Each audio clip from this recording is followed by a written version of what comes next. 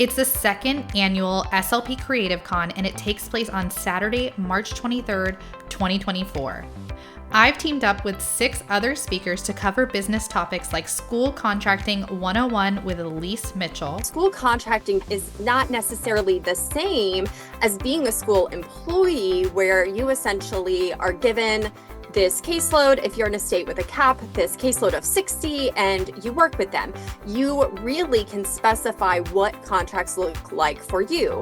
So for some people, it is a quote full-time type contract where you take on an entire caseload, but this also can be in a smaller capacity. So this is when businesses that specialize in like AAC, for example, or, that's their main service provision, they contract with schools to serve those specific populations. I see this a lot with bilingual evaluation and service provision as well, where contractors will specifically contract with schools for that specific population. So it doesn't always mean this is a 37.5 hour a week during the school year type of thing. It means it's any sort of contract in any sort of capacity between a provider and the school district. Bookkeeping 101 with my personal bookkeeper. The LLC is basically a designation that splits you personally from your business. So it's kind of like a separation barrier between who you are as a person and who your business is. Quite often people with an LLC will have a business name that isn't their own name. Some people choose to have it their own name, LLC.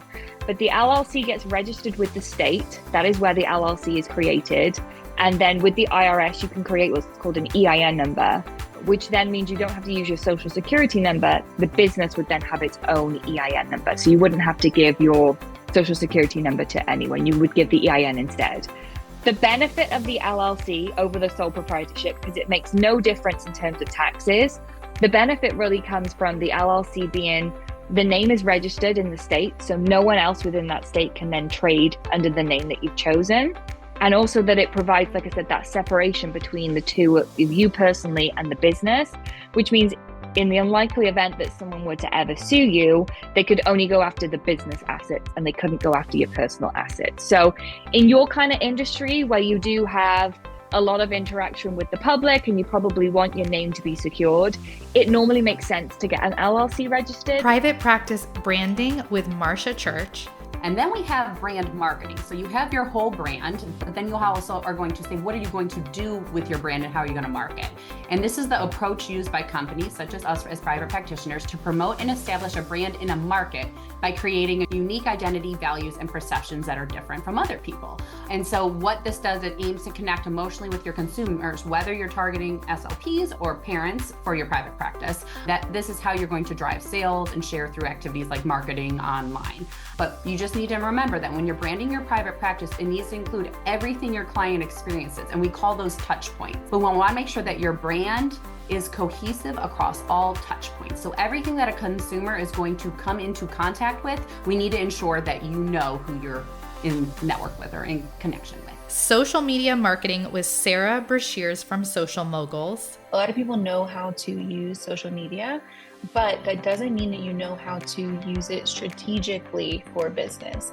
And so the key there, the thing that makes the difference is the strategy. First of all, who is your brand, but also who are you speaking to? Who is that ideal client that you're speaking to, that you're best suited to serve? And using those two pieces, we create a strategy that meets them where they are and gets them to where we want them to go, which is being a loyal customer client for you.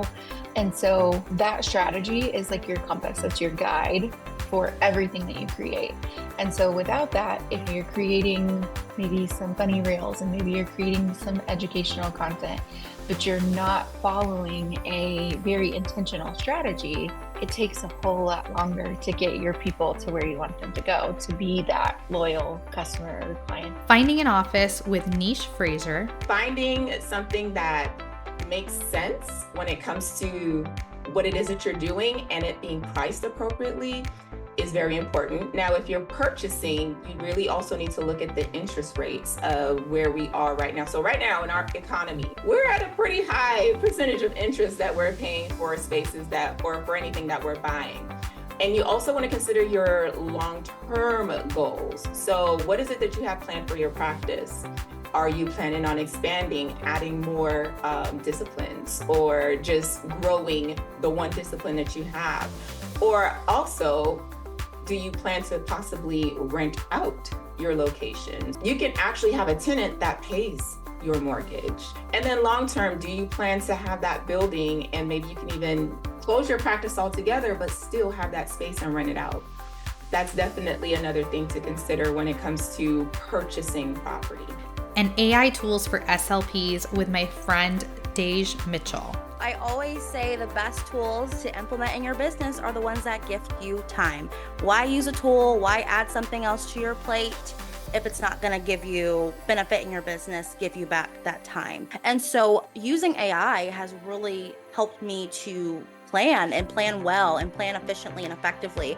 But strategic prompting is really key to that. There are some Instagram people out there who always say, put in prompts like, give me a social media strategy for hosting a webinar about AAC or something like that. And so it'll give you like reels to make, captions, different posts that you could put out, IG live ideas. Like, that's super cool. I don't have to think about it.